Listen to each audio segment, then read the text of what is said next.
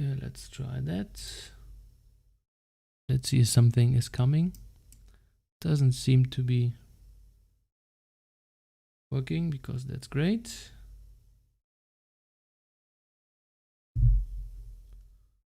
Okay.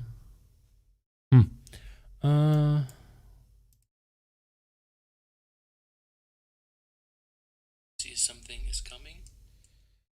Seem to be.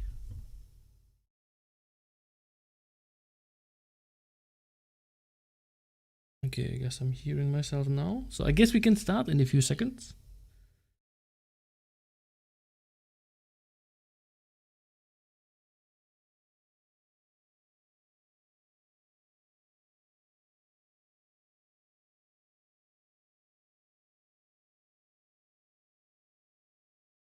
Okay, I guess I'm... All right, we got sound. Sweet. It does work now. Hurt myself. You guys can hear me now. Just give a quick confirmation, yes, hello, or whatever. No, just don't go with a hello. Just say yes. That would be sweet if you can hear me, and then we can basically start with that stuff. After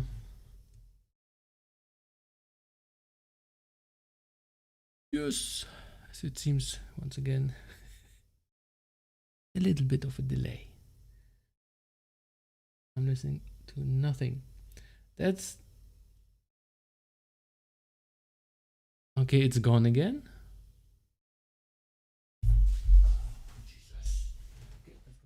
Because I changed. Yo, listening to nothing.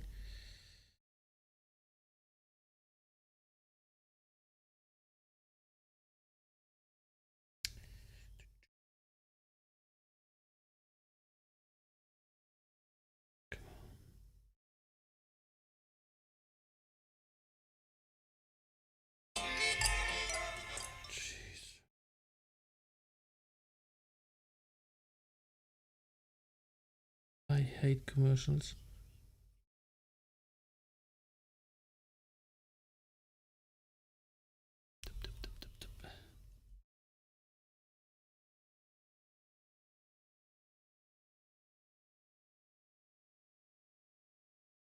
Okay, quick little test from my side. I do hate commercials. Okay. Yep, I am online, so I guess I can start. Just a quick confirmation. I heard myself on the cell phone. That means I guess I'm technically on. Please give me a yes if you can hear me. Just quick yes, yo or whatever. I take yo as a confirmation.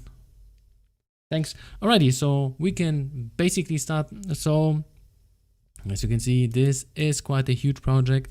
I will go over quite a lot of things. So if you are a total beginner, of course, you can listen to this and see a few things live in action. But of course, it is definitely in your interest if you are not advanced, but if you know the basics. So you can follow me step by step, because I will have to rush it.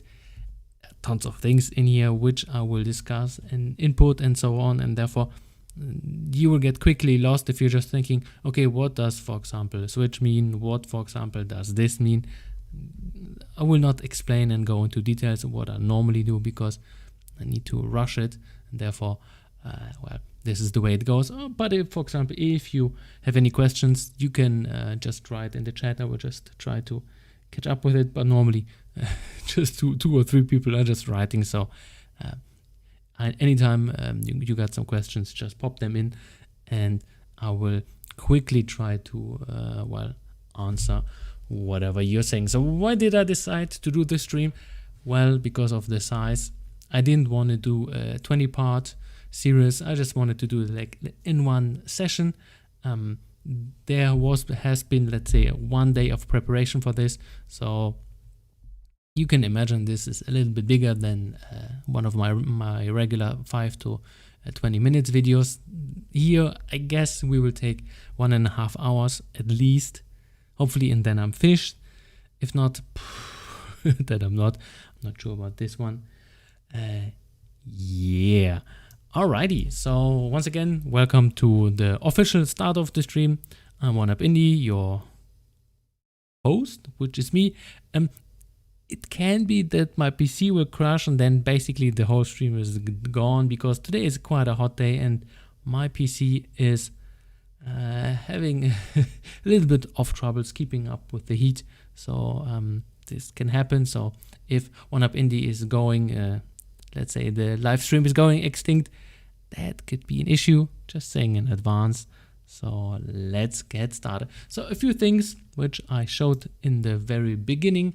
We just need a few graphics which we will just input in. So basically this is the thing. We had the first two videos, so quick recap. We had first of all the game designer, just checking the first boss fight. I can actually show you that very quickly. No, not one zip. Let's see, and let's scale this up a little bit. Yeah. So here, basically, this is the boss fight, and we will copy and recreate a few things which we need. And later on, the boss, he will appear. We got the pool here, and then we analyzed it in the first video. And then the second one, where to get the resources. Basically, I did a remix of things which I got online, so free stuff.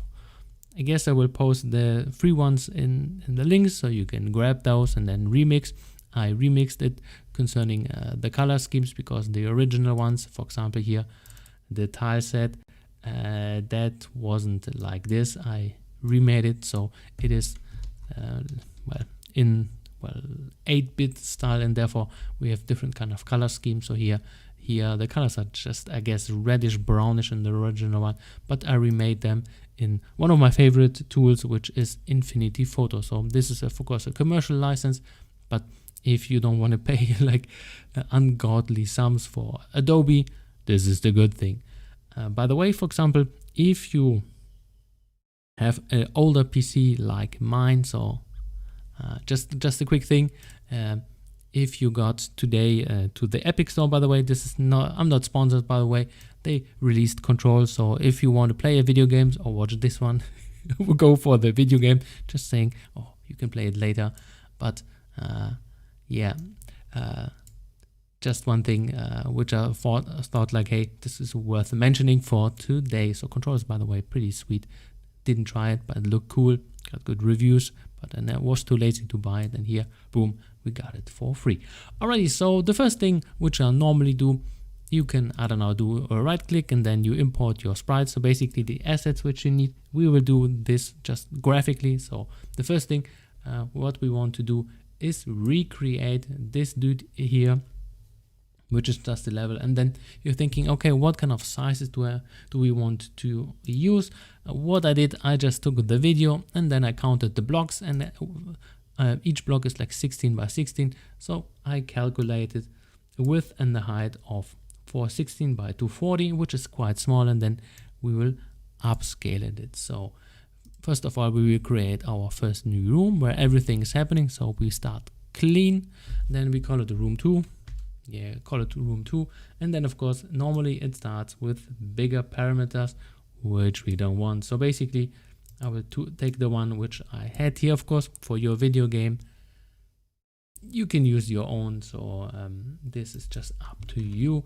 But I just copy paste that stuff because I'm lazy in this kind of regard, and I don't want to do anything and do, well, everything from scratch. And of course, let's go 16 by 16 because it is a small grid. So here you can just change the grid very quickly. And then of course, now this looks a little bit, let's call it not too interesting. So therefore we just gonna go and quickly import our first tile set. So here, create a new tile set. And this one will be, well, for the green tiles. And these ones are the background tiles, and they have a different kind of layer structure because this ones will be on top and these ones, the blue ones, will be below. And therefore, for example, here foreground, as you can see, this is the stuff. We can actually call it like this, because layer structure, foreground, and here we will just paint the stuff which is up front, and therefore we need a tile set which we haven't created. So we just go create and call it tile, not like this, tile set, then 2, because this is the new one, and we need to assign it image, so this one which I showed, and we can just basically drag and drop that in here, or just create and then sprite. But you can of course do that with drag and drop, which is I guess the easiest one. So, and of course call it SPR. This is just a naming convention, but well, I already did this, my bad. SPR tile set 2, because everything is already in here, and from the to copy from, so basically everything is in there. I will just quickly peek inside there, and then well, we say like, hey, we want to use a specific sprite for our tile set, and then boom, well, we use the one which we're having here, and already is set. Just a quick thing, the first tile needs to be open. Here now, what does that mean? Not sub? if you do it with the, if you do it like this, so and sub, that means not. Not sure if you wanted to say that, but hello guys, 5 people, 6 people watch me. Wow, I'm almost famous. Sweet. Alrighty, so this is basically our tile set, and now in our room 2 we want to assign it a specific one, the one which we just created, and now we can paint. And because we are a little bit lazy, so once again we can check out the video, just see it once again. After mid, come on, VLC, one of my favorite players. So basically, what do we need here? 2 blocks on which we can stand, because here there are some spiky things going on. Spiky, where are they? No, this is, oh, I forgot this one, so this will not be part of the tutorial. Where are you? No, these are the balls floating. Here we go. So here there are spikes which are coming from the ground, and then they just go in the specific direction, left to right, and then 2 going into the center. Actually, we can watch this. So basically 1 here, then preparing, and then this is the spiky thing. And then of course we need, so basically he has 3 attacks. One is just a melee thing, so he's popping up. Okay, he is popping up. Come on. And then he's doing his first attack. So this is the first phase. Then the second phase, which we're gonna do, he is popping up and then doing, for example, the spiky thing where it's just disappearing. And the third thing, then he's spawning those balls, which are first of all wobbling quite a lot, and then they're just bouncing. So these are the things which we need. And then of course we need a tile set which is containing the whole thing. So let's make this a visual. Get rid of this. Then of course we need, let's make this a little bit bigger. Make this something like this. So it appears I already did a lot of things. Close it here, and the same for this side. So as you can see, you can very quickly make your level, and then let's go and make, I don't know, something like this. Let's make this a little bit bigger so you can see it much better. Sweet. And then I don't know, here you can just play around whatever you like, and let's take the blank ones. So we close it off so you can see this is the roof. And then we need, let's go for the closed one, something like this. I don't know, 1, 2, 1, 4, 5, 4, 5, and boom. Let's go for 6, and here we delete this one. 6, and then here the boss can then appear at this spot, at this spot, at this spot, and well, here. So basically he has different kind of spots where he can pop up. So from the block from the left side or from the right side. Okay, let's do it this. Make it more visible, my bad. Yeah, and then he can appear here, here, here, here, and at the very beginning he is appearing from the center just to show up. So here we are finished with this tile set, and of course then we need one which is below the instances where the player is. So here's the background, whatever you can call it, whatever you like. Then we place it below the instances.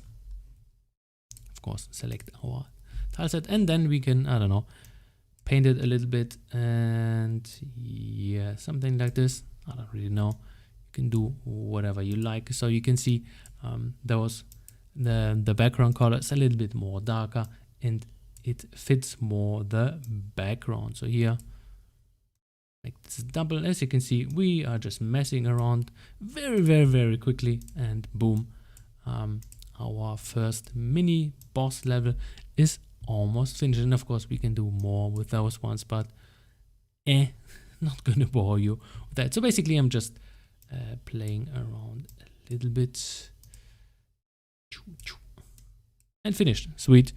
And then let's make this one on top here so it appears cohesive, and to here, to here. Okay, I'm really starting to play around for nothing. Why not? And then as you can see, this already looks quite similar. Of course, here a little bit more love, and here a little bit less love in this kind of regard. But it's basically the same. So here we have an enclosed area. Why did I do this? So the tiles are just signifying, hey, these spaces are, for example, are the background, so they're just decoration, and these things are actually walls. Why do I mean that? Because we will create now a wall object, and the first thing we will just have one of those balls, and it will just bounce off wall 2, and for that we need a sprite. So here SPR wall 2, and just give it, I don't know, let's go 16 by 16, then we can stretch it if we like. And then because we are super creative, we do something like this, and then we are pretty much done. Here, important to know, a few things in GameMaker don't need to be visible, so we go invisible, and then for example we can actually have a layer which we call invisible, and on that we put our walls in there. Here you can assign the sprite if you just click and then do this, or you can do it with drag and drop. And then this is just basically an empty object, but it is being used for a few things. So first of all, we just plant these things and stretch them, copy paste, put one in here, copy paste, and boom, put one in here. I'm gonna use this one later on for the ball, which is then bouncing here. So let's check out what the issue is. As you can see, it's snapping to the grid. Of course, you can just desnap it, but then you can go into some areas which we don't want it to be. So this is good. And then the last two ones are the blocks in the middle. So this dude here and the second dude here. And of course, this looks quite ugly, and therefore we just say make this invisible, but they are still there. So let's check out the chat if there's something. Sub. Okay, nice. So let's see how many people are watching. 6 people. Woo! I'm almost famous. And then we need to organize it a little bit, because as you can see, this is starting to get a little bit messy, and we have still a lot of things, and therefore it's a good thing to have your own folder structure. For that, you just create groups.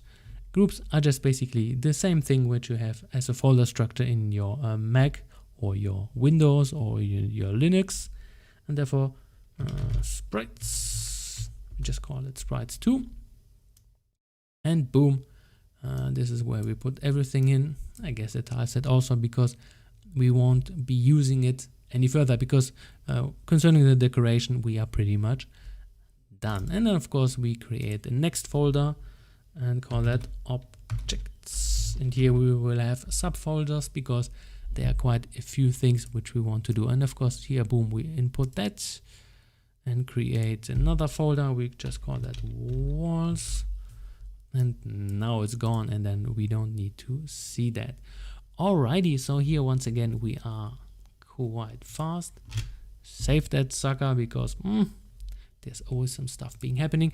And now we can start and do the wobbling ball, because I guess this is the easiest thing which we can put in. And of course one of the few things which you do as well, because we are now the programmer, you need to test a lot of things. And therefore, even though maybe I will rush it with you through, I don't know, 1.5 hours or whatever, but it took me quite a lot of times just meddling with the numbers.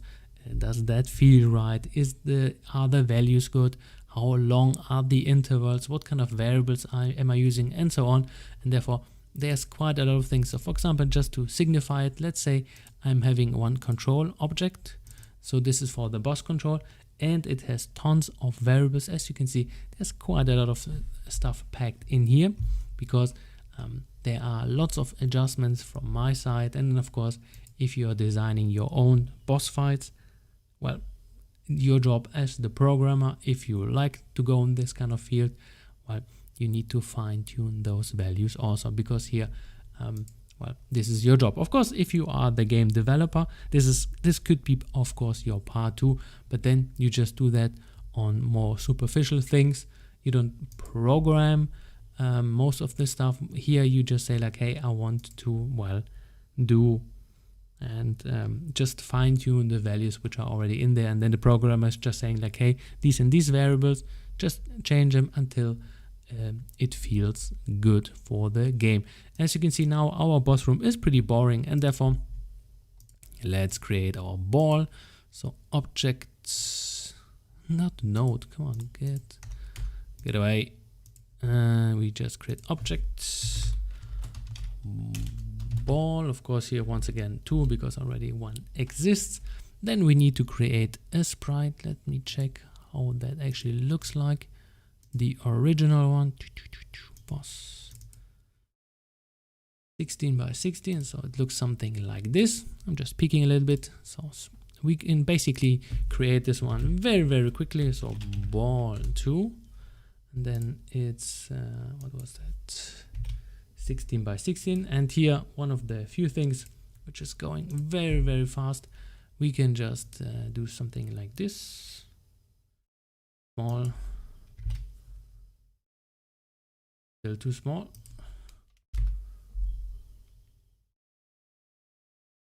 This is not working. Okay, here we go. And let's make this actually red, then draw with some black dot on here. You can see very, very quickly, but you can recreate a lot of things on the fly if you like, because a lot of pixel art, well, if it's moving, you won't be seeing it anyway. So basically here, no, that's not what I wanted to do. Something like this, boom, boom. As you can see, now we have some extra shadow in there, and we are pretty much finished. Then align it in the middle center, because we want to wobble it later. So let's go into our wall object and boom, place, I don't know, 2 of them in here. So one under instances, so one here, and I guess one here. And let's dump that into sprites, because we don't need it anymore. And now let's give it some action, because we want it to bounce. And here, this is a cheap man's way how to do that, because what I'm gonna do is, so if you, for example, have our ball here, so actually I can show you. Wow, this is a big ball. So input that into here. Quite small. The ball can go just in 4 directions. So basically it's just bouncing every time off. But let's say we have a little difficulty. Let's say, for example, we are bouncing upwards to a wall. Then you would say, okay, because we are moving, is this big enough? Let's say we are moving in this kind of direction. That means we go down. But the object doesn't know, hey, am I going actually from the bottom left to the top right? So I'm having a 45-degree upwards.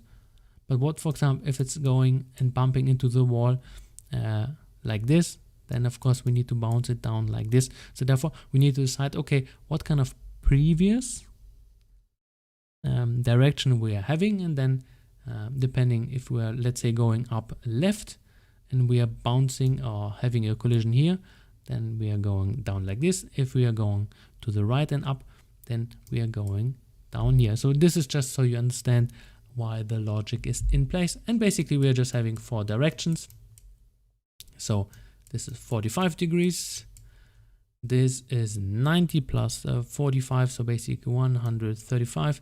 This is looking messy because it is. And then we got all the 2 also. So let's fill that actually up. I just make a quick copy from my side because once again, lazy. And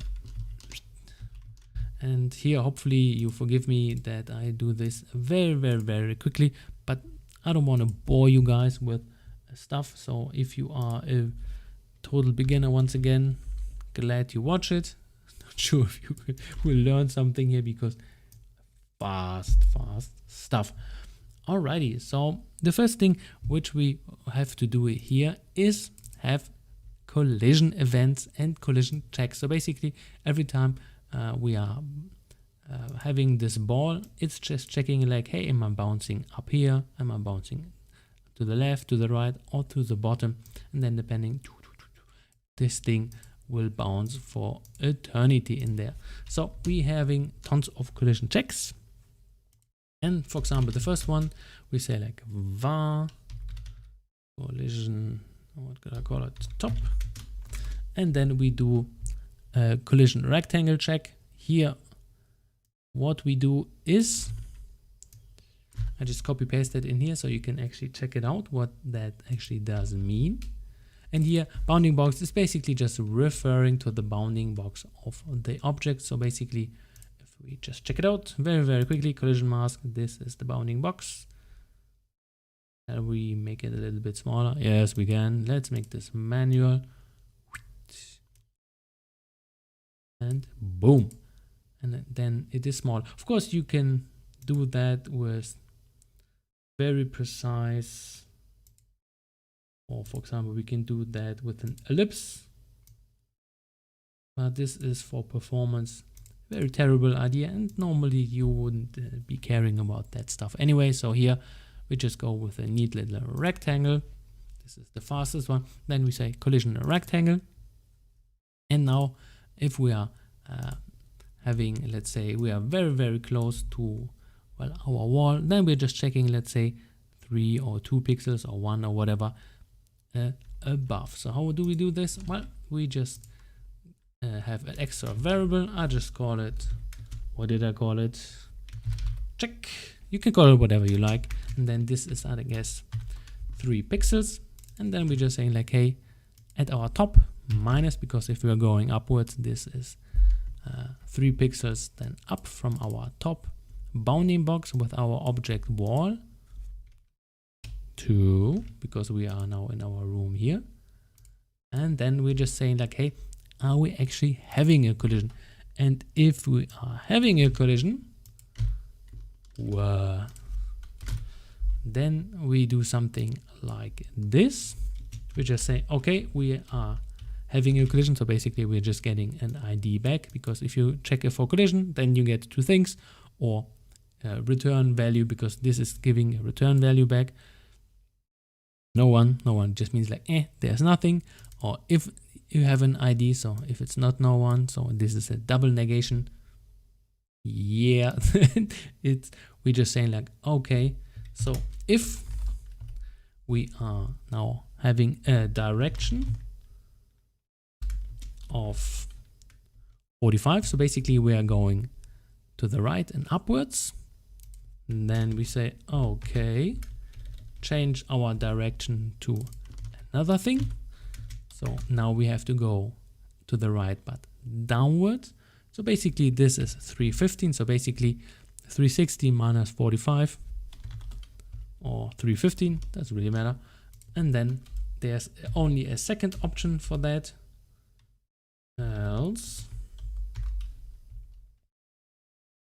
yes, spelling, else our direction is, because we are not moving, because we're bumping upwards to the top right, we are bumping or moving to the top left, which is 135 as a thingy here, and therefore we just say like okay, then we are moving downwards, and downwards is 225. Why is that? Because once again it is 180 degrees is then totally to the left, and then plus 45, boom, we are ending up with this kind of value. So first of all, actually we can check it out, our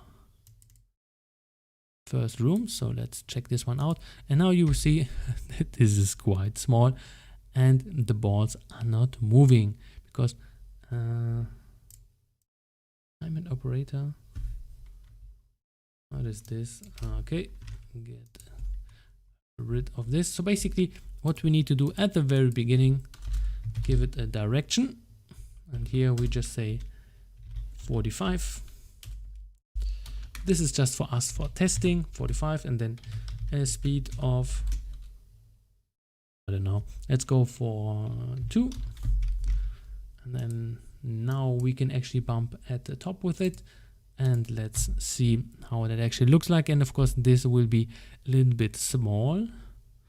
It will work. Okay, it won't. Why is that? Because I haven't placed the balls in the correct room. Yeah, fail at the very beginning. Sweet. So let's once again put in 1, 2, 3. Doesn't really matter. And what you will see, there will be a top collision, and then they will bounce correctly downwards, and they will glitch through the level because I haven't defined it. And this is our game. So as you can see, this is quite small. Therefore, let's make the camera a little bit bigger. So we just have a zoom. So here, go on the camera, enable our camera viewpoint 0, which is our default one. And then this is what we're going to do. Visible, enable viewport, as you can see. Yeah, not what we wanted for 16 by 240. And then this is already looking better because this is now applying to the whole room, but still we want to zoom in. And what kind of values do I have? What is that? 3 times it. 3 times, and make the scaling not awkward, because you can actually scale whatever you like, but then it looks kind of skewed, which we don't want. So let's check it out once again.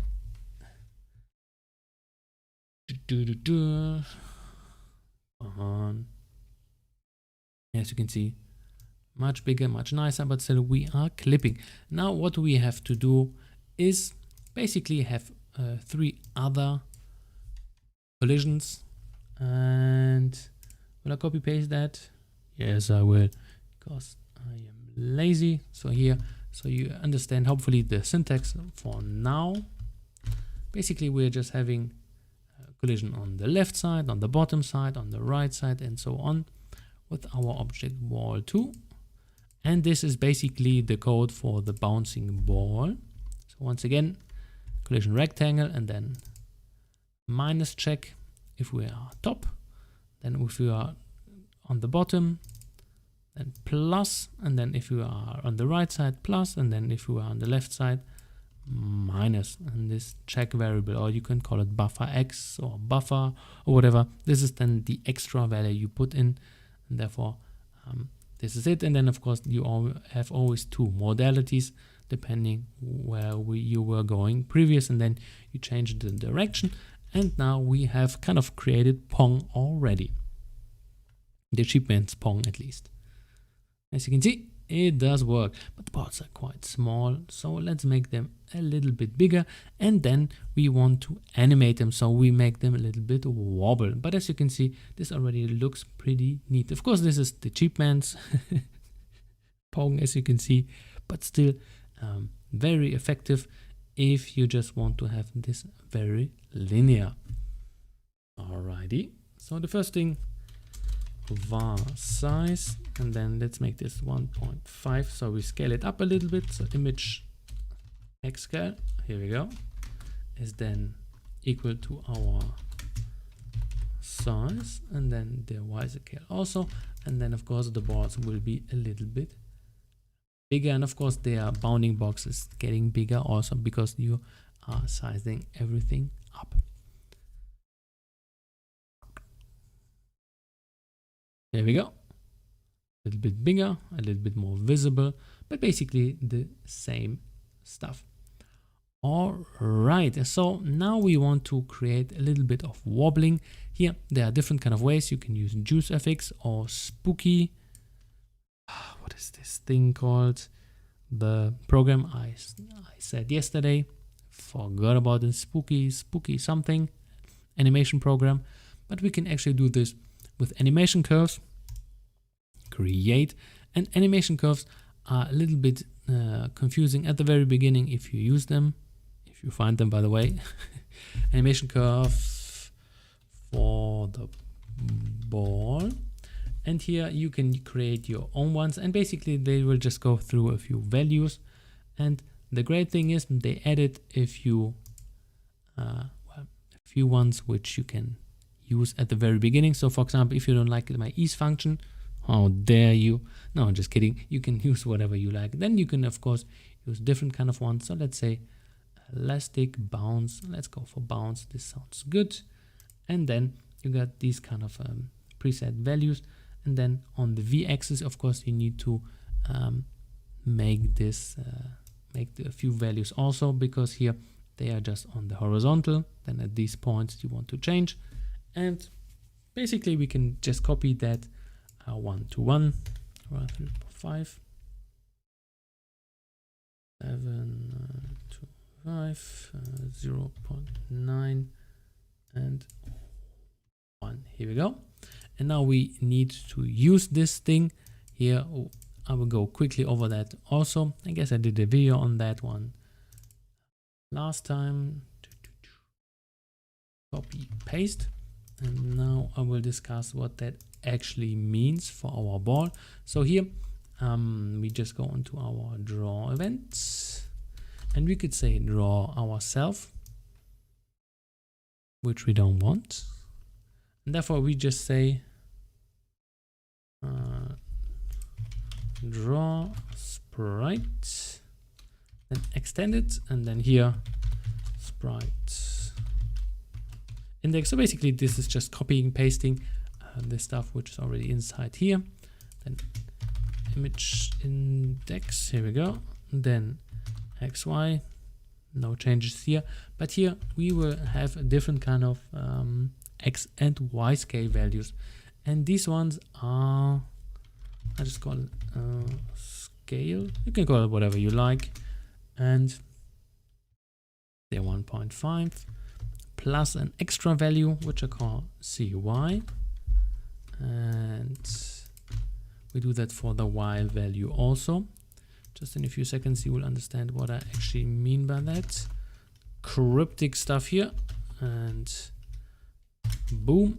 Now what else do we need? Rotation, image angle, as you can see, angle, this I'm just copy pasting stuff which is already in there.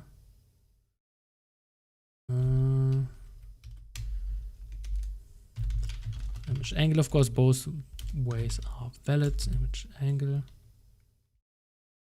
blend my mat, and then the last thing, one as the image alpha, and then we are doing now a thing which is for this kind of value. So what is this? Because here once again we want to start with 1.5 because we want to have the balls a little bit bigger, and we want to dynamically make them grow. What you can actually do is just make this image bigger and smaller, but then it could look a little bit strange. For example, if you have half a pixel, then GameMaker is like, okay, I cannot work with half a pixel, that doesn't exist, and then it will do some interpolation and then pixel art will look kind of mushy, which you don't want, by the way, and therefore it is better, for example, to have a crisp pixel art thing, so here, and then just upscale it or downscale it, and then, for example, because everything is upscaled anyway, then the interpolation just looks better on the screen. So this is just a thing. So here, don't play around with that. So how can we basically get our animation curve? So here, this dude here, we just say var. First of all, we need to get the channel.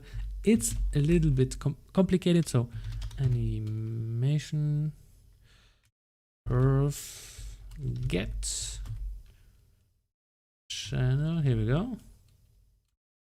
And then we need to have, first of all, how we call this animation curve. So the ball, because we can have multiple ones. Boom. And then we start with the first one, 0. What does the 0 mean? So very, very quickly, you can have multiple curves in there. So you can, I don't know, make another one, make another one, make another one. Or you can trash them like I do now. Come on, get rid of this. And then how is this one called? Curve 1. So you can input that as curve 1, or basically use an index point. So say 0 because this is the first one, the default one. And boom, we got the ones which we want to use. And now we want to cycle through, well, through this point from 0 to 1. So therefore we just say like, hey, create a variable. I just call it var cy, or you can call it whatever, cycle through, go from 0 to 1, whatever. And then I just animation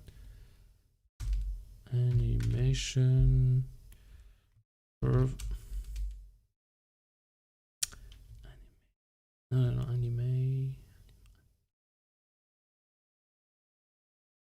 anim curve channel. Yeah, channel, and then we said evaluate. Basically, this is just put in some values and get a return value back. So this is how the animation curve stuff works. Then we can basically input the wobble thing in there, and then a little bit of well, first of all, we need to input here a channel. So there's, we need the channel. This one we already got, and then, well, the position X, so basically the horizontal axis, what kind of input value do you want to have?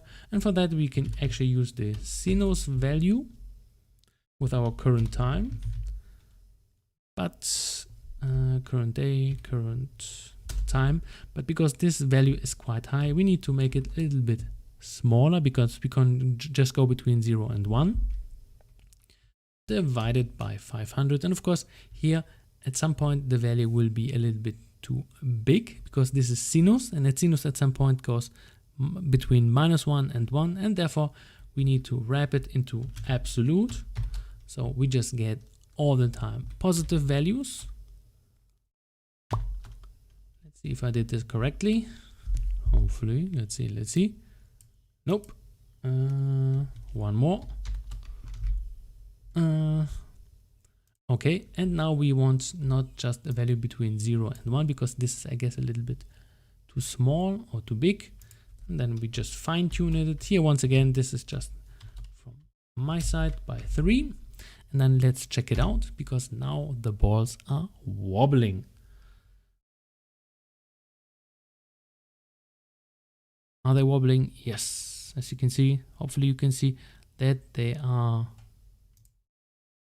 Make them a little bit so they are not moving. So let's don't give them a speed value. And now you see that they are kind of pulsating, and well, they are kind of animating through that stuff. As you can see, this is, for example, you could use this for a heartbeat or for a pulsating thing or whatever you like. It doesn't really matter. As you can see, it does work. So here, how far are we in? Check the time. Almost half an hour. Well, almost 1 hour, and I just already did the ball. Yeah, this is gonna be longer than 1.5 hours. Ouch. Oh well, so let's keep on doing the next thing. Now we need our, well, blood walls, which is just basically a layer which we just put up. And therefore, there are different ways how you can do that. You can draw a rectangle or whatever, or you can actually use the asset layer. So here, asset layer. Asset layer just means that you can input sprites into the ROM. Where's the asset layer?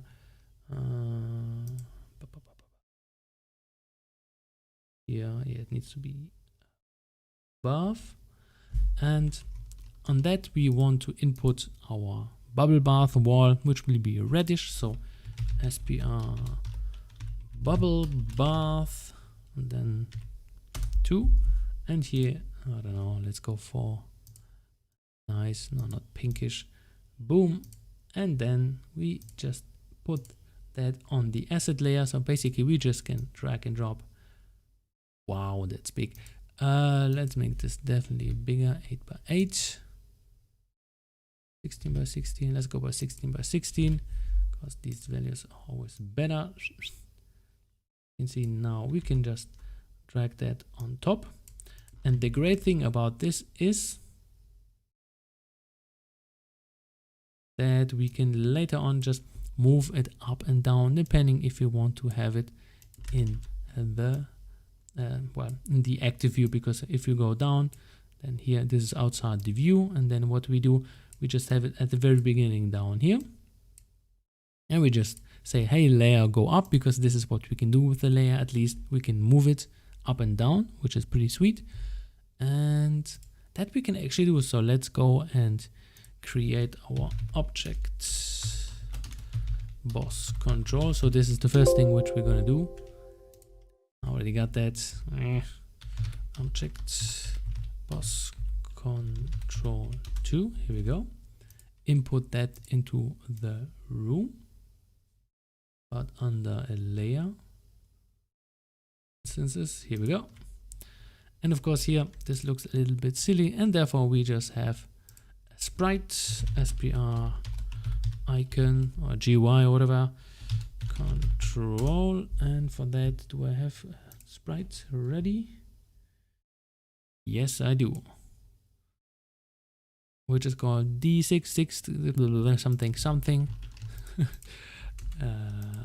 we go. Icon control 2, and then we just give it to our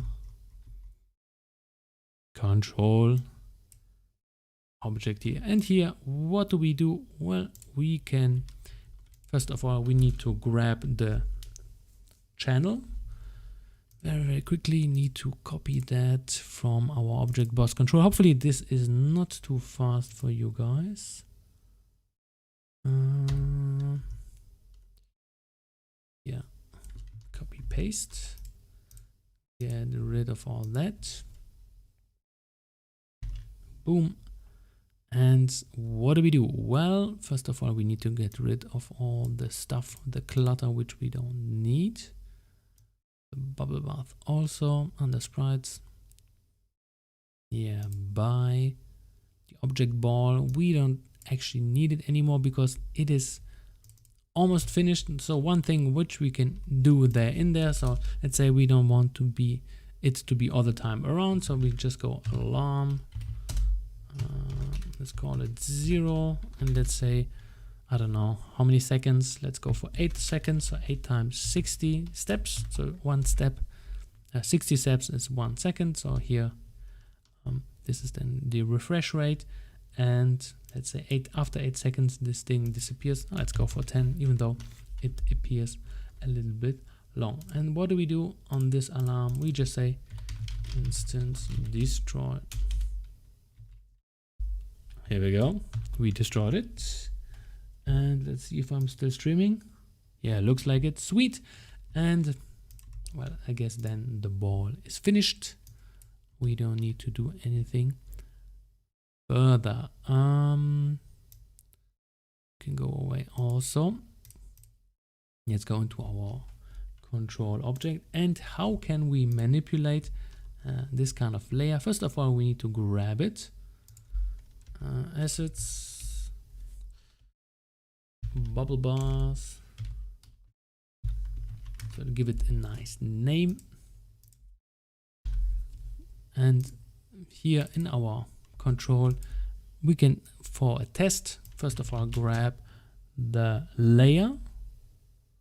So var bubble layer is called, or is grabbed by layer get ID, because we need to grab the ID, and well, it has a specific name, which is this one here, but it is a string, so you need to put it into, well, those Gänsefüßchen here, and now we have it.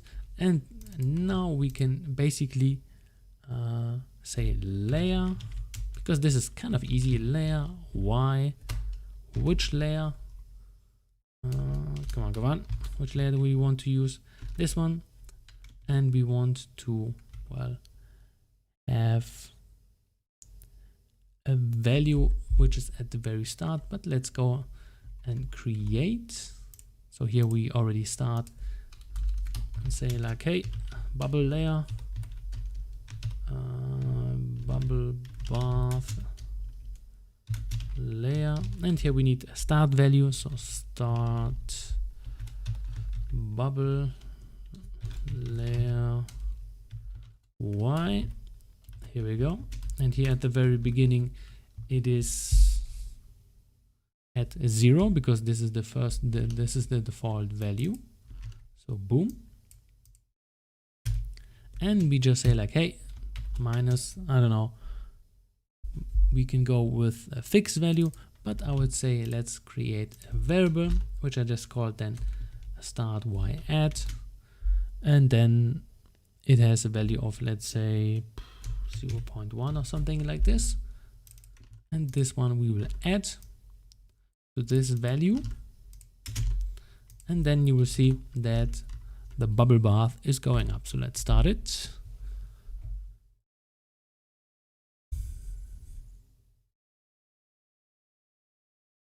Come on, yes, and it is going up, and this is basically it. At some point we need to say like, hey, don't move up, because this is good enough for us, because in the end this is just an illusion for the player, and therefore we just say like, hey, if this kind of value is smaller equals to minus 32, so basically from 0, hello, we go to minus 32, then well, this value will stick around at minus 32. So here we go. Then minus 32, and then as you can see now when we start it once again, so this is just a fail safe for us, then basically we created our first phase. So here, wait, it's going up, it's going up, it's going up, and it sticks around here because this is where we want to have it, and this is it. So here we can already define our first thing. Here we have universal variables something, and then we call it phase, which is then phase 1. And what do we do in phase 1? Well, we make the bubble bath go up, and this stuff basically we input into a script, because then it definitely looks better. So we create a script because we want to have it external. Script phase 1, and make a few dashes more because this stuff already exists, and then we can just input the same code and boom, put it in there. And then, for example, once we hit this threshold that it's minus 32, the phase of our controller says like, hey, sweet, bubble bath went up, we go to phase 2, and then well, this script is not being called. So here we just go into our step event and say like, hey, if phase is equal to 1, so basically this is our start phase, boom, run this script. And then, for example, If we're in phase 2, run this script. In we are phase 3, run this script, and so on. And this is how we can neatly organize, and of course this is more pleasant for the eye, and then you don't see like tons of code in there, which is just not looking good at all. So here we are, let's see how far we are. 9 o'clock. Let's go for something to drink. 1 second. Yeah, drop to 3 people actually watching. Yeah, no, this is very, very dry stuff, but well, that's life.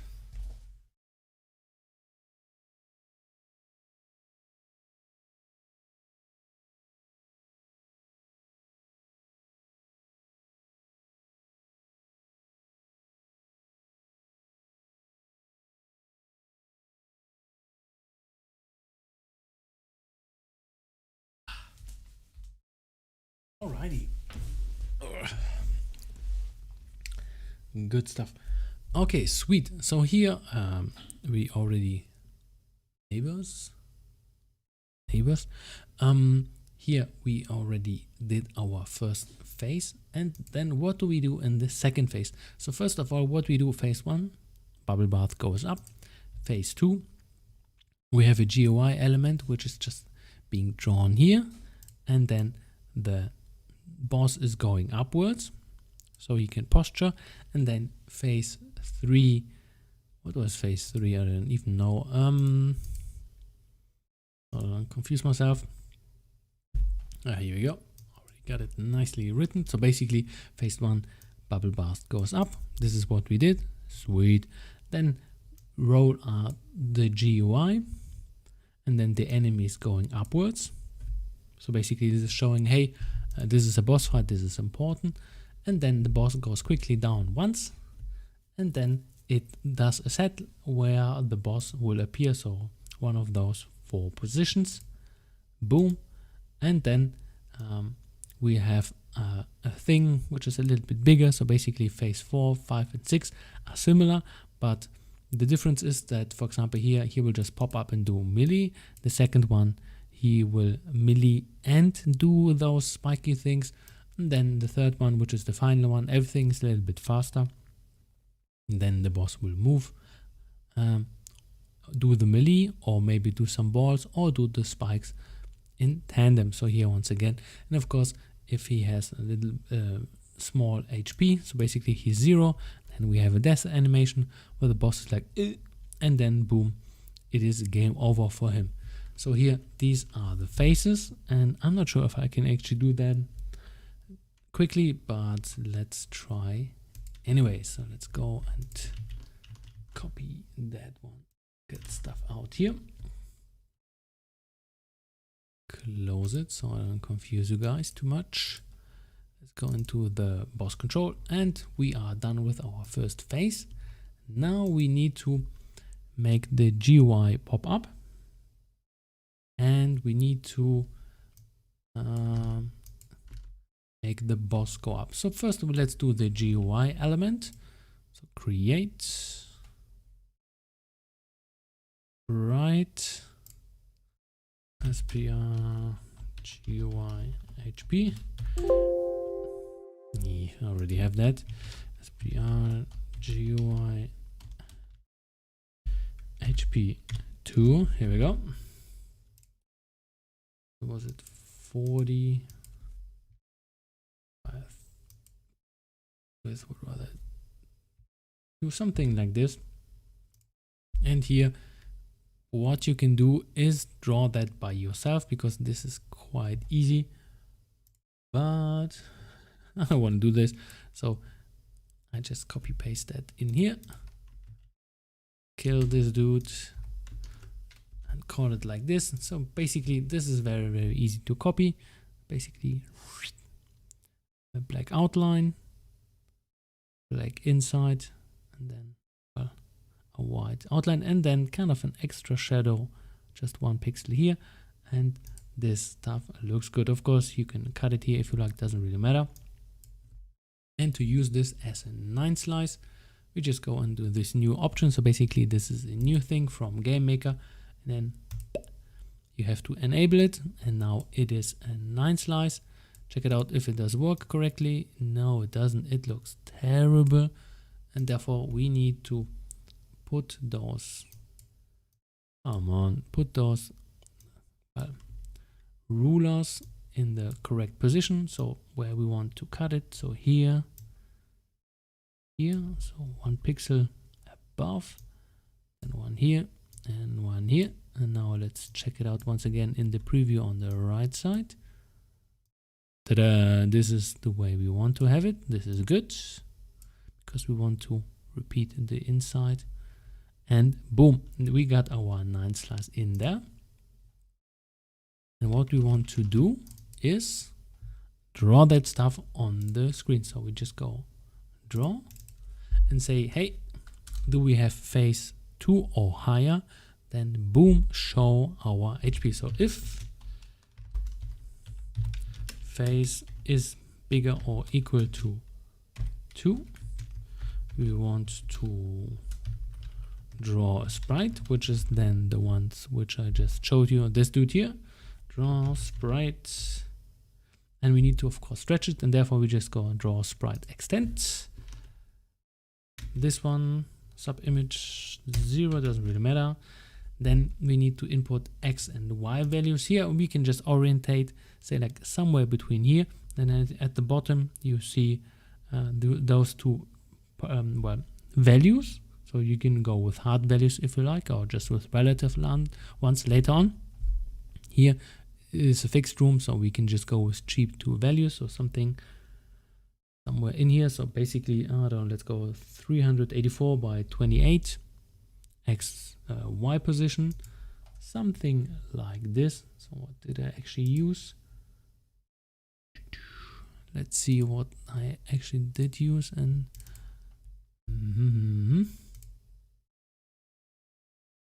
400 by 5.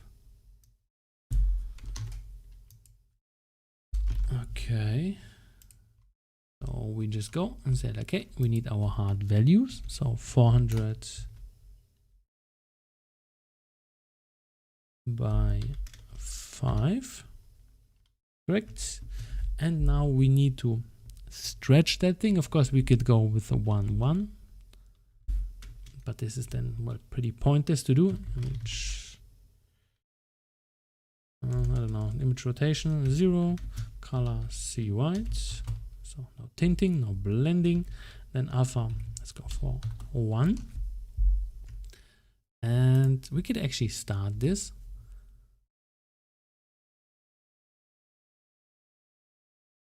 I'm glad you're able to see you streaming. Yeah, I just... What's happening?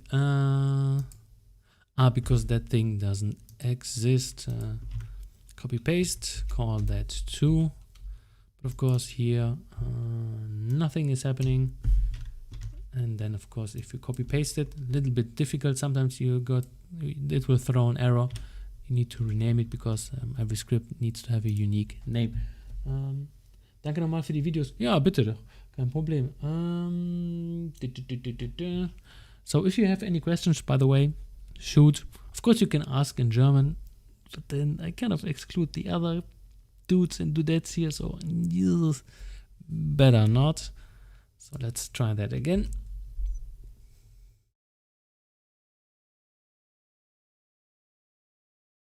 So let's see. Bubble bath going up, and now we need to go to phase 2. And I guess it's being drawn here, which isn't too good. Yeah, that's pretty terrible, by the way. Foreground. So as you can see, now we need a layer which is even above that. That's bubble bath. Our instances should be very high, so let's go for very, very high. There we go. You are on instances. Yes, you are. So let's check this out again. Come on.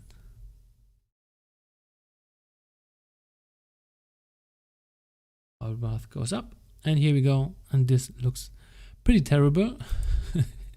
And here, one thing, because if you stretch that thing, the origin point is kind of important. Why is that? Well, I'm going to show you what that actually means. Come on. So let's say we want to advance our X scale, because now we are stretching it according to, because it's defined as a 9 slice. And let's say, I don't know, let's make it 50. And then you're thinking, okay, sweet, so it will go to the left side. Yeah, not gonna happen now. We have to make a different point, as you can see. Okay, well, you cannot see it now. It's going up. Now it's here, and then it is stretching to the right side, which we don't want. And therefore, we need to go top right. And now it is then being stretched to the left side.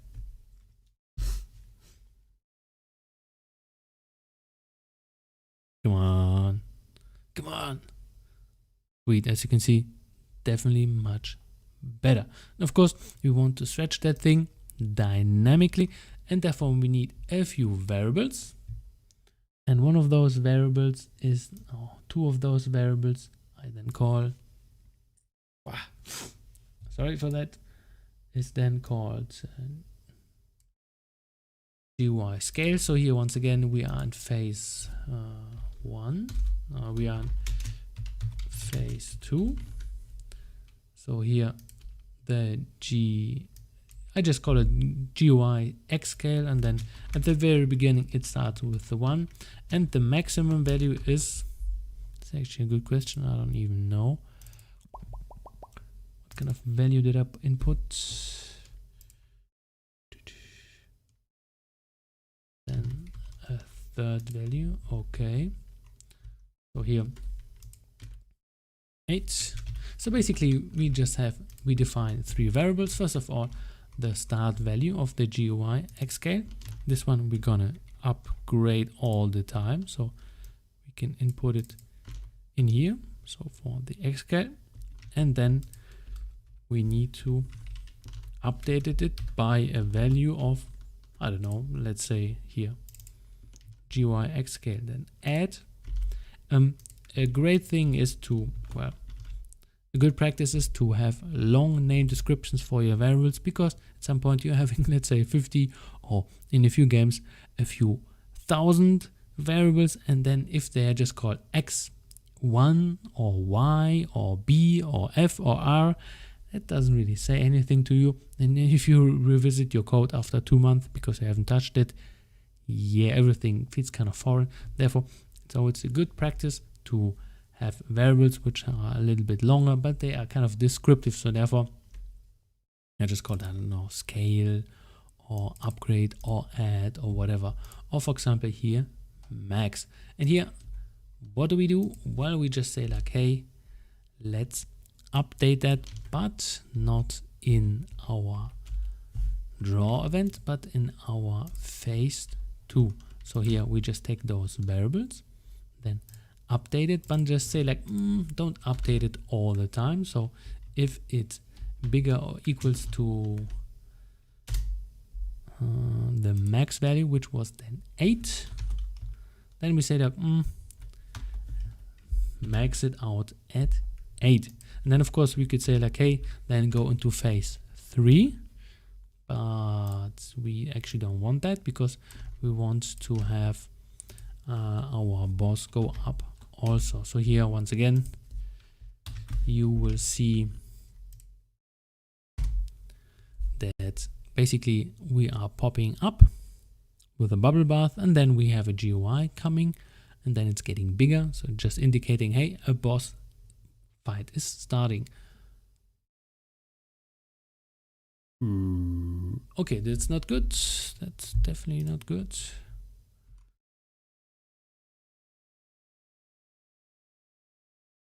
One second.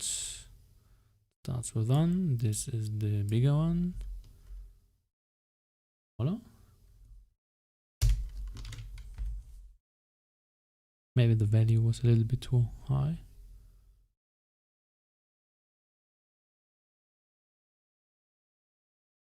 Come on, come on, come on. Yeah, the value was a little bit too high, so let's make this. As you can see, now we have to work with really small values because we're updating 60 times per second, and therefore values going up quite rapidly.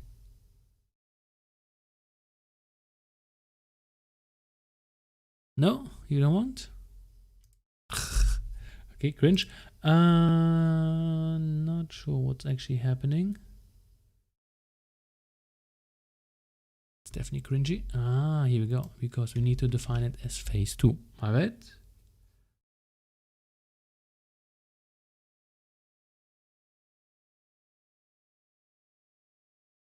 Go up. And it is going really slow. Yeah, this is not what we want, but as you can see, we are preparing, and this is the one of the, well, not the fun parts of programming, because we need to test everything step by step. And if you see that stuff 50 times, you get pretty much annoyed by it, but I guess this is the way it goes. So let's go with the previous values. And here, let's make this a little bit higher also, so we don't have to wait bazillions of years to make it happen. Yes, and as you can see, boom, we have that. And then of course we want to draw HP bar 2. Here we go. We can basically take that thing and edit image, and we just want to have one little bar. Let's go from somewhere here to here, and everything else we just delete. Basically, how big is that? 1, 2, 3, 4, 5, 6, 7, 8. So basically we have you can do that of course with the 9 slices also as an inverted. I didn't test it out, so therefore I cannot give a good description how to do it correctly, and I don't want to test it in the stream. Here we go. This is our HP bar, top right correctly also, and we can do the same stuff as here, but we will have a little issue, because if we scale it up the same way, it won't be looking the same, because it will just have 8 what do we call it, 8 pixels, which is kind of small, by the way. So therefore we need to make it a little bit different. And how different? Well, we need to give it, yeah, we need to calculate it differently. So here very quickly, so you can actually see that in action. So here we cannot use the same values, because now we want to represent our HP bar. Let's go for universal variables. First of all, we need calculation HP, which we can use as var. So var calculate HP. And why is that important? Well, because I want to take our current HP to the maximum start value, and then times this scale value, and then how long that thing will be. Looks kind of difficult, but basically this will be a value between, well, if you divide the current one by the max, it can go maximum of 1 or the minimum 0, and then of course nothing is there. And then this scale thing, which is just 8 as a value, so it goes from 0 to 8, and then times 29. So it kind of is a fix, a lazy fix, how you can actually do this. And now you will see what I mean by this. So basically we have those two values at the very beginning. So HP goes with, how much do we want to have? I don't know, let's go 50, let's go 100, why not? And then an HP max, then it has 100 also, and then it has, and we're pretty much done with that. So let's actually check it out. Here we want to use this as a reference for our HP bar, which is then flexible all the time because it needs to go up and down. Or basically it just goes down. Now let's make this a little bit more coherent, because it's not at the correct spot. So we need to go a little bit to the left, a little bit downwards. What kind of values did I use? Let's see, 390, 11. Okay, as you can see, you need to do this then for your game as you need it. Let's check it out once again.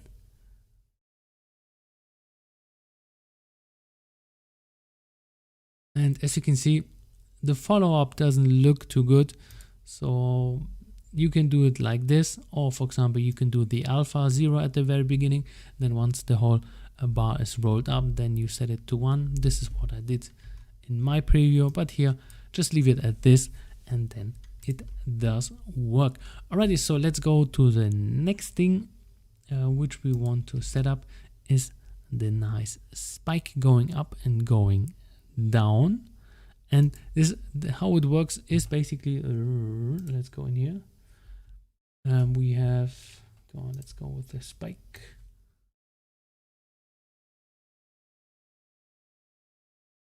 Oh, there we go.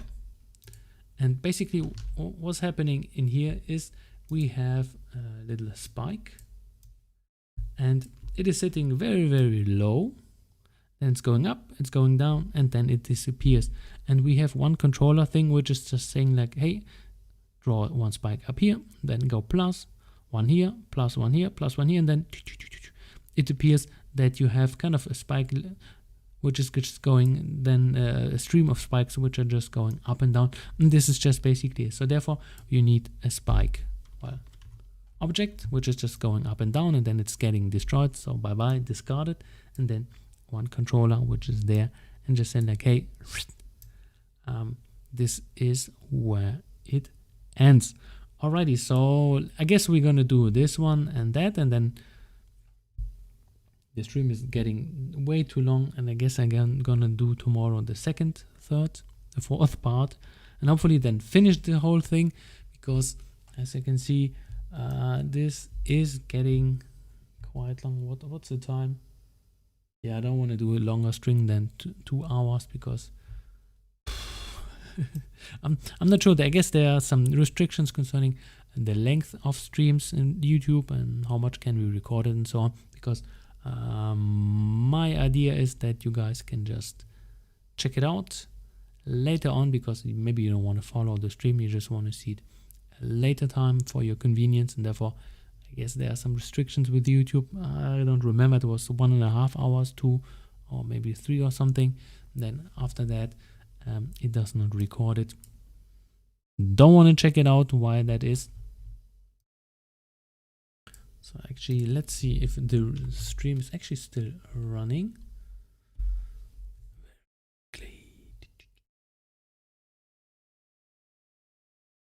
Still running? Am I still running? Yes, I am. Sweet. Alrighty. So we got this one. So first of all, let's define the spike. What we can do, just give it a Y value, go up and go down, which is possible. But I like to do that with animation curves, because it shoots up quickly and then it goes down. And therefore it looks a little bit more elastic, because just going strictly up and down looks a little bit more, it does look artificial, which I don't want. And therefore an animation curve in this kind of regard is pretty sweet. So we're gonna do basically an animation curve the same as this one. So for example, this one I did for the spike.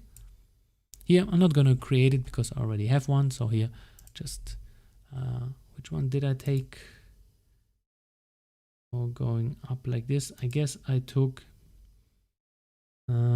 something, I guess cubic or circ. So basically it goes correctly, and then I input once again and those kind of values between I just copy the horizontal values the same as the vertical values, then you can just multiply them to the actual value you want to have. And for me, it was, I guess, from 0 when they're starting here to 45 pixels upwards, and then going up and going down, going up and going down. And this is basically what we're gonna copy. So here, animation curve, not gonna copy and do the same stuff again. So boss, spike, step, and here we just do a few things. The create event also. A few things so you understand what's actually going on. So here we create those spikes and create object spike 2. Give it the sprite. So here, boom, SPR spike 2. Here we go. You can see this is getting messy, so therefore, once again, a little bit of housekeeping. By,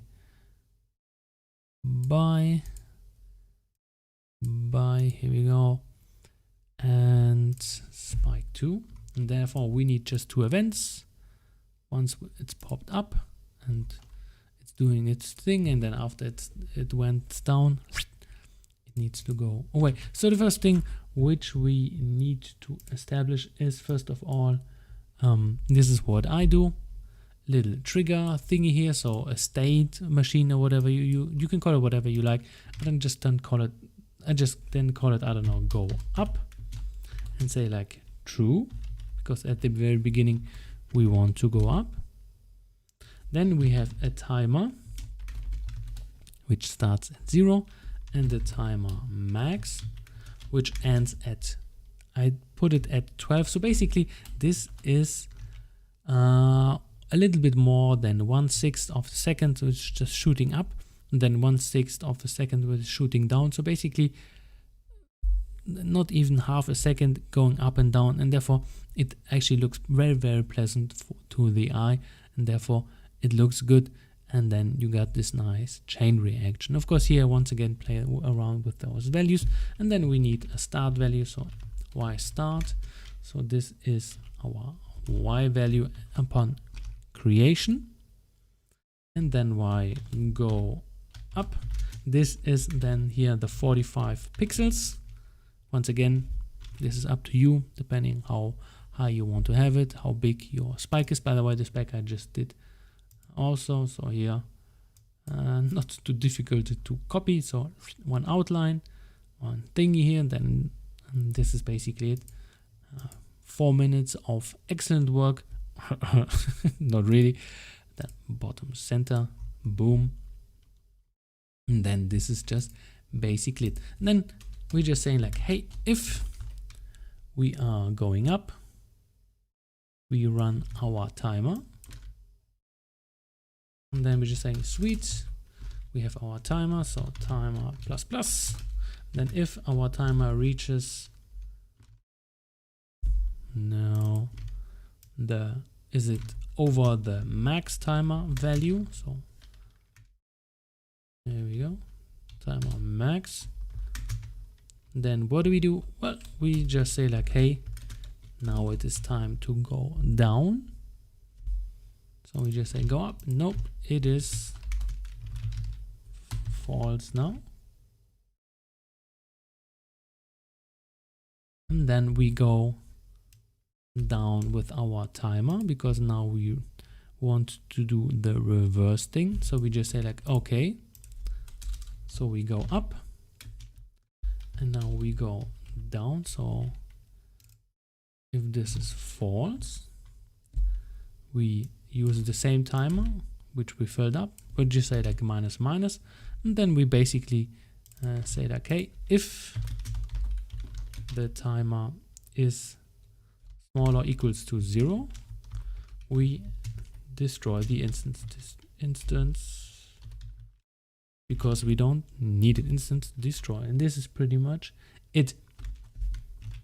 But for now there is no movement, and the movement which we input is basically our y value is our y start, which we established at the very beginning, then minus, once again, cy. This is what we saw in the ball also, so this is the same thing. And then how much, because this value goes between 0 to 1, and therefore we need to multiply it. Of course, you can input those values inside the animation curve if you like, so this is of course possible also. And then we first of all need to grab the channel of our animation curve for the spike, the first one.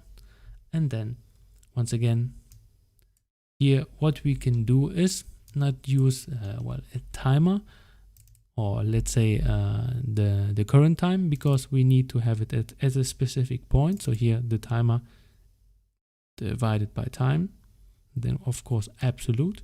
It's always then determining how big the value is. So for example here, if the timer is running up and then it's reaching time max, the maximum value can be 1. So here cy is then between 0 to 1. Going upwards, that's why I have a minus value from its start value. And then once we flip that thing, we just say like, hey, now then it goes from 1 down to 0, and then of course this thing is going down. So how can we do this? Well, we can actually create a little tester object, tester2, because already we have a tester. Input that into the room. Let's make a nice little sprite for our tester. So SPR tester2. Let's make this a little bit smaller. 32 by 32. Here we go. Fill it up with a neat color. Boom. Yes, it looks ugly as hell. And then let's go for test. Yeah, this is a T made for the champions. Damn, this looks really terrible. Yeah, let's pretend this is a T. And then let's give this nice little thingy here in there. And as you can see, it definitely looks better. And then you see, okay, this is a test thing. And later on, when the production phase is over, where you don't need the tester, you just kick it out of the room. Alrighty, so here we got our control guy in our tester. And what is our tester doing? Let's make a little bit of housekeeping in here. We just say like, hey, by pressing the mouse button on this specific point, let's create one of those spikes just for testing. So if mouse check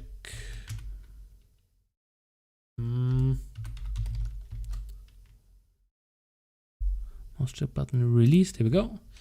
Mouse button, let's go for left. Boom, boom.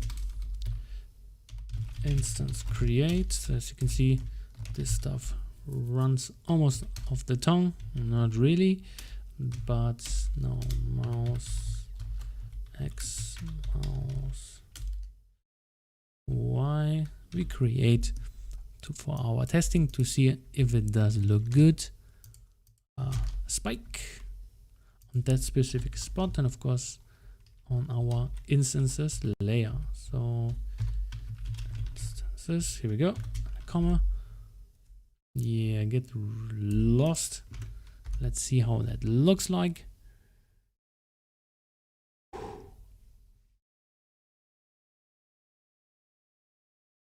So as you can see, this is very, very fast, and then of course we cannot go outside of the room, but this is basically how it looks like. But the thing is, the spikes shouldn't be above everything. So here, that's not at instances. We should then have a layer, which is then called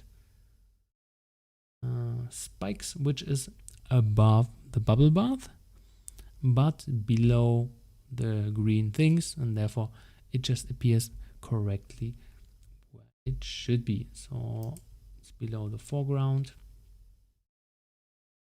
Okay, let's create instances, spikes. Here we go. Then make this nicely into our tester, so we can actually see it a little bit better. And then we just quickly create one of those spawners. So as you can see, this is looking good. Yeah, so bam, bam, bam, bam, bam. This is what we basically want. Of course, a little bit below. Then this is basically what it looks like. So here, once again, just for our testing, does work. And then the last object which we're going to create. No questions. Alrighty. Because only 2 people are watching. Yeah. Control spikes. How about the P? Spikes 2. Here we go. And then for that we need a few things. Control. Do that with an alarm. Okay.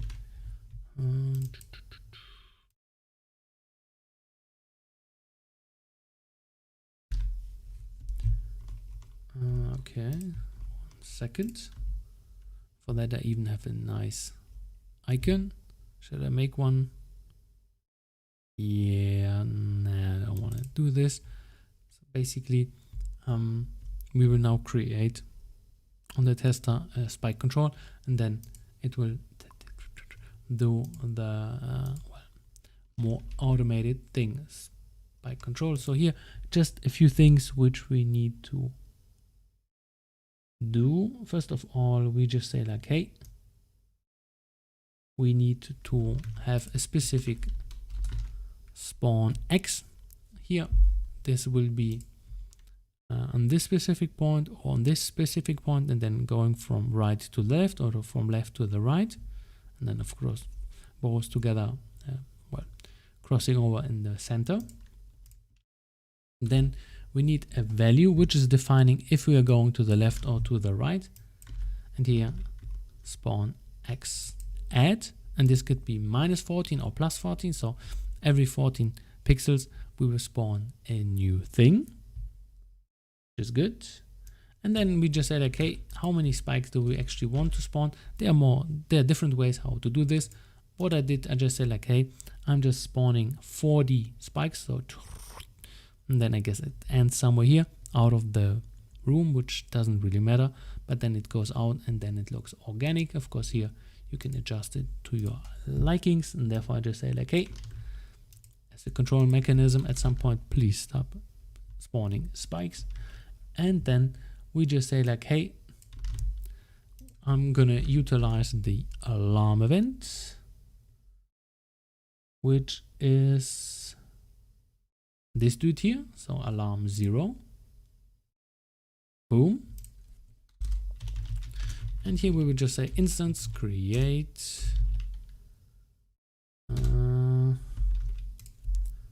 our spawn X. So this is our current value where we want to spawn it. And then what did I use? Y value. So here they will just copy paste that, and then spikes, boom, this specific layer, and then what? Well, the spike object. So here we go.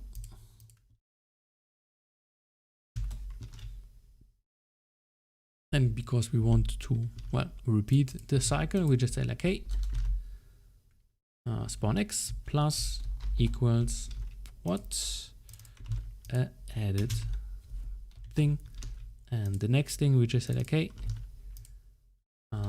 we have added one, so plus equals to 1. And of course we just say like, have we spawned enough of those spikes? So is it bigger or equals to this maximum value of 40? We just say like, okay, well, if it's, let's go for smaller, then we are creating, well, an instance, and then we are looping the alarm. So alarm set 0, and what kind of time?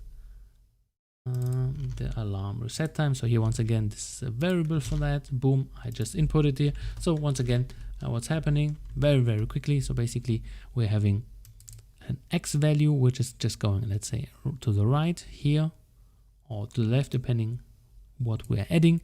Then we're just saying, okay, we are adding one spike spawn. Then at some point we're saying, as long we haven't reached the maximum value, then we are spawning a spike, and then we are resetting the alarm. And of course, if it's, well, bigger, we just say like, okay, time for you to go.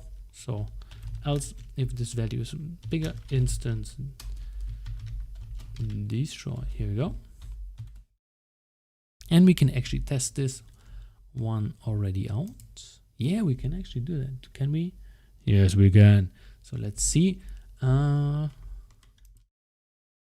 the object control. So here, this is the thing which is getting, which is controlling, then being spawned, and then at some point it stops. So var, let's go mouse X, but let's go for the height 240. So let's go by 50 to 50. Let's go by 260. And actually, let's see how that looks like. So we got the fixed value, which is a little bit below.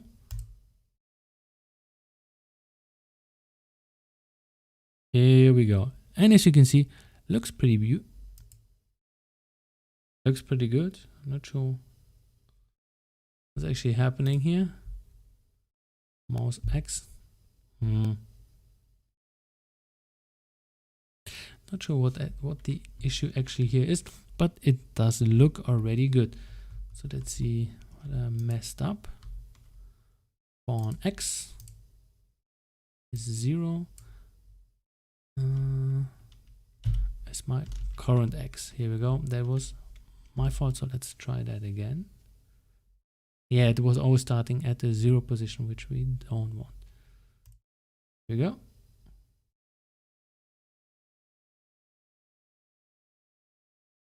And if you're wondering why there is a delay, well, because normally there are some particles going up, but do I want to do the particles? No, next video.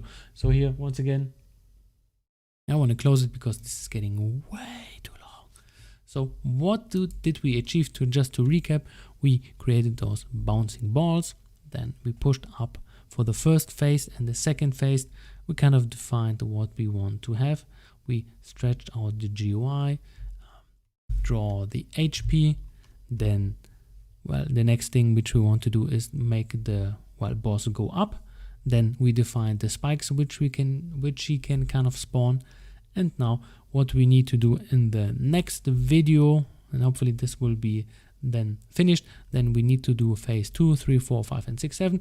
And then basically we're just defining, hey, let's go up, let's go down, and then the boss will just basically do its thing and say like, hey, go on, let's grab the boss. And basically what we're going to do is, first of all, make him, let's say, go up to this kind of point, then he goes down, then we go to phase 3, then we say like, okay, position here, this position, this or this, one of those will be selected, then he goes up, and then he's like doing his attack, waiting, and then he's just going down, and then there's a cooldown phase, then he's just chilling underwater as it seems, and then he's getting a new position assigned, and then he's like, haha, I'm here, and then he's just appearing, and then he's going up, and depending how much HP he has left, then he's getting more attacks added to it. And for example, if he's spawning the spikes, he will just chill underground, and then there will be a spike on the left side, then a spike on the right side, then left, right, and therefore you got a repeating pattern. And then we are pretty much done. Not sure how much that will take, because the script for the phases not as small as they seem. So let's go for the script. So let's say phase 3. Yeah, this still looks human. And here you will have a little state machine. So this is a little teaser for that part. Depending how many people actually will watch this video in the end. If your retention time is longer than 5 minutes, then I guess I'm gonna do the second video. If not, well, I just say like, okay, that was an interesting thing. Not gonna repeat it again. Guess video streams should be a little bit more fluff. Alrighty, so as you can see here, tons of things in the state machine, and boom. Hopefully I didn't bore you completely to death, which I guess I did. So are there any questions from you guys besides that I showed you in a very quick manner how to set up the first stages of the thing. So basically just a few things in a quite rushed area. So let's see, Wiedergaben. Quite a lot of people. That can't be true. So many people, and so many people just walked off. Yeah.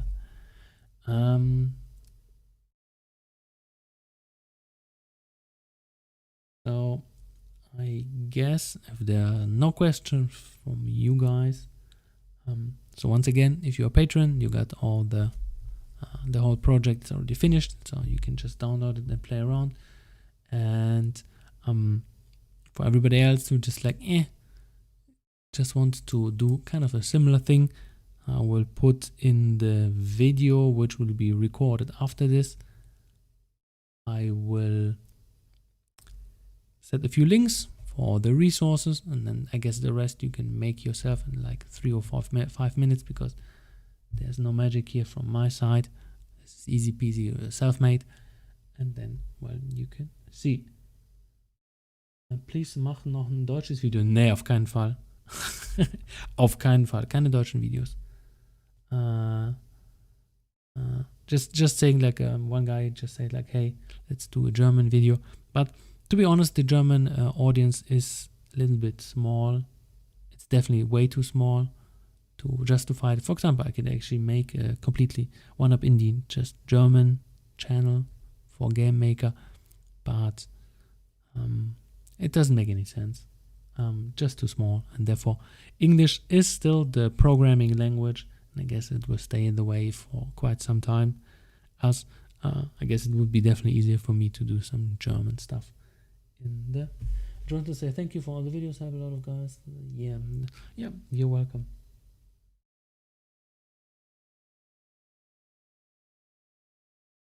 Yeah, I heard that quite a few times, just but I'm not sure if I'm really helping you guys, because a lot of times it's most people don't watch the videos.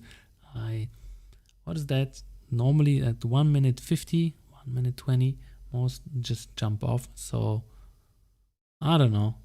I guess I helped a few guys, and if that helps, sweet.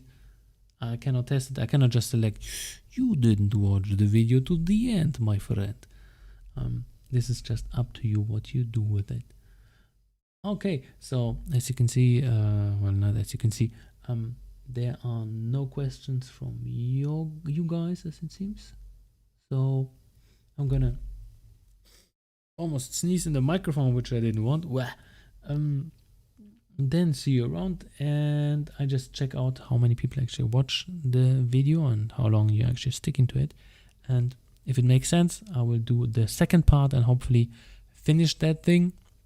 And then plans for the future. If I reach the 5K, because I'm now 4 in subs, but subs are enrolling ultra low in the last few months. But I guess this is my fault.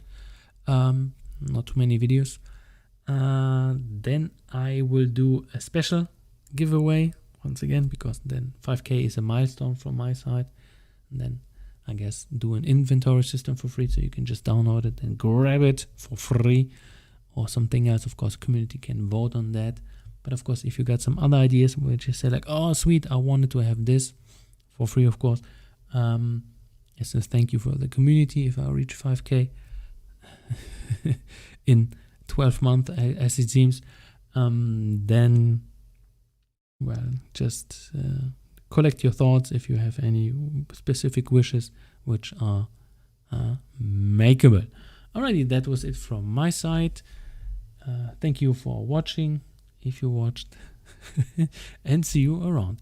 Have a good one. One up, Indie.